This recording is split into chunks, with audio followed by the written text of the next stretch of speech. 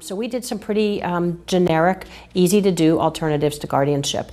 One of the ways that we know how Brooke makes decisions is we use a process where she slaps our hand. And so when it came time for her to consider voting, she was 18 last year, the presidential elections were coming up, and we wanted Brooke to vote. It's her right as an 18-year-old to vote.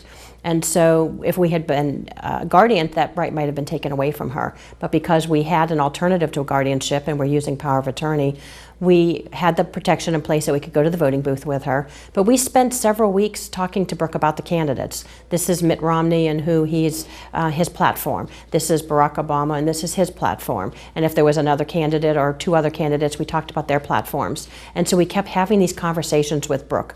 Because of her disability, she doesn't watch TV. And so we had to do most of this verbally through the radio, through having conversations with Brooke. And then we began to use the process that we use for how Brooke makes choices, and that she slaps our hands. And so we would hold out our hands and would ask, which candidate are you interested in voting for president?